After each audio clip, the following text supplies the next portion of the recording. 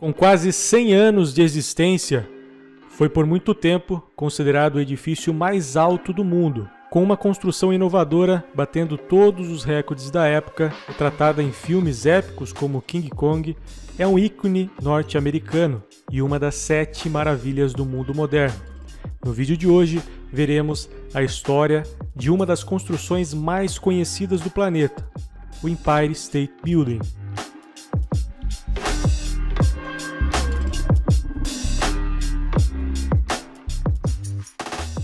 Logo após a Grande Depressão de 1929, os Estados Unidos da América teriam uma retomada rápida. Cidades como Chicago e Nova York logo começaram um novo plano de expansão na construção civil, com a construção de grandes edifícios. Havia sempre uma disputa entre as duas cidades para qual construiria o edifício mais alto do país e do mundo. Chicago ficou à frente por muito tempo, mas a cidade de Nova York, o centro financeiro do mundo, não ficaria para trás. Houve uma disputa acirrada em Nova York entre duas torres, a Chrysler Building e a Torre do Banco de Manhattan.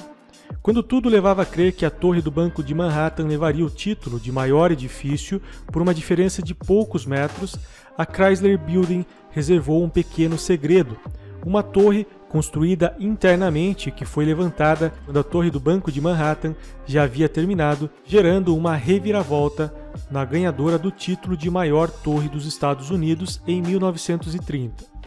Mas esse título não durou muito tempo, pois John Jacob Ascob, executivo da General Motors, com um plano ambicioso, adquiriu um terreno na Quinta Avenida com a Rua 34, pela bagatela de 16 milhões de dólares, com a intenção de construir um novo ícone norte-americano. Em uma reunião com o arquiteto William Lamb, segurou um lápis em pé sobre a mesa e perguntou: "O quão alto você consegue construir sem que ele caia?", numa nítida tentativa de desafiar Lamb. Foi então que em apenas 2 semanas os planos iniciais para o edifício já estavam finalizados. Pensando em manter uma estabilidade rígida, Lamb projetou um edifício de núcleo rígido, onde nas colunas centrais se concentrariam elevadores, banheiros, eletrodutos, sistemas de correio, ou seja, aproveitando a prumada central do edifício, permitindo uma estruturação periférica no edifício para aumentar a sua estabilidade. Uma das exigências de Ascob era que a construção fosse a mais rápida já registrada. Queria impressionar não somente pela altura, mas também pela eficiência executiva, como nas linhas de montagem. Foi então que o edifício deu início a uma nova revolução na construção civil, utilizando um sistema pré-fabricado, onde todos os elementos estruturais eram construídos quase que inteiramente em aço e meticulosamente fabricados fora do canteiro de obra, em enormes centros fabris em Pittsburgh e levado para Nova York, o que permitia uma precisão e controle de qualidade muito acima da média para a época. Os construtores responsáveis foram Starrett Brothers, hoje uma das mais famosas marcas de ferramentas do mundo. Na época, disseram que o projeto poderia ser executado em 18 meses. Em janeiro de 1930, as escavações das fundações começaram, utilizando 200 estacas apoiadas sobre um manto rochoso que compõe praticamente toda a ilha de Manhattan, o que facilita a edificação de grandes estruturas. 300 homens trabalharam dia e noite nas fundações. Para sair do chão, foram contratados mais de 3.400 trabalhadores, que, atraídos pelos altos salários para a época, reuniu equipes de todos os cantos do mundo, de imigrantes europeus a integrantes de tribos Mohawk, que eram indígenas locais. O canteiro de obras foi montado como uma linha de montagem, com linhas férreas para permitir o transporte de grande quantidade de materiais com o menor esforço possível. Não havia acúmulo de materiais, pois tudo o que chegava, como tijolos, por exemplo, eram imediatamente levados ao ponto onde seriam utilizados. A entrega e montagem eram precisamente coordenadas para que nada ocupasse o espaço no canteiro. Essa organização permitiu que fossem erguidos quase 5 pavimentos por semana. Os pavimentos eram formados por vigas e 210 pilares com ligações arrebitadas e aparafusadas. com uma laje em concreto armado.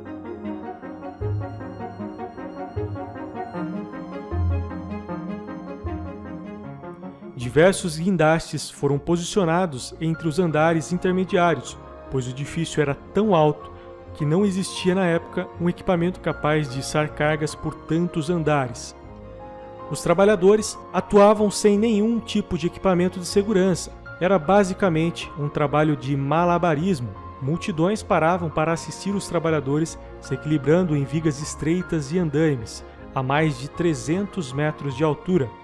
Apesar disso, o número de mortos durante a construção foi de apenas 6 pessoas, número baixo se formos ver os riscos que esses trabalhadores corriam.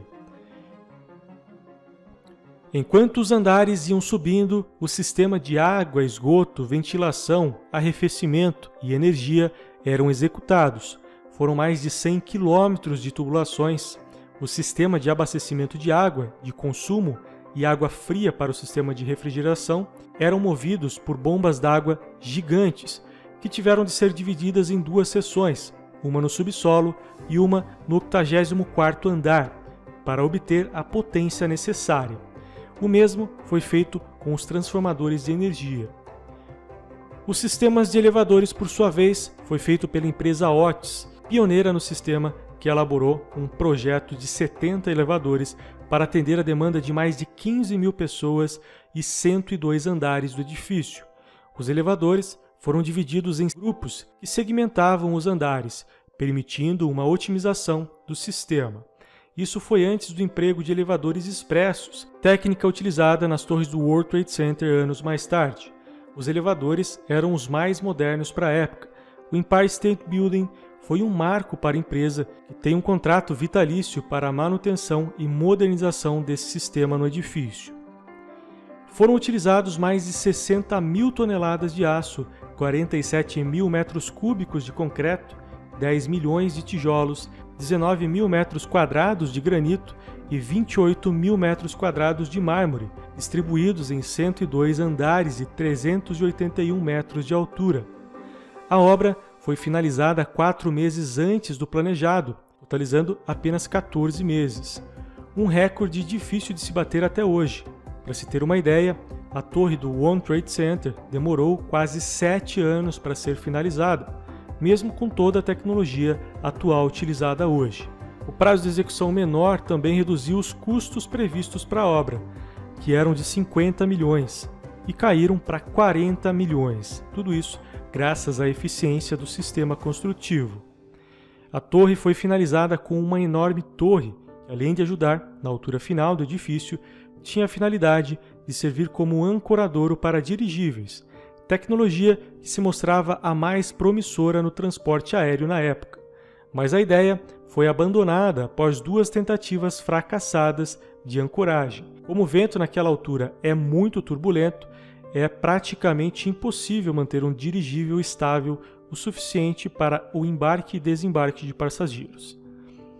O Empire State Building teve a sua prova de fogo em 28 de julho de 1945.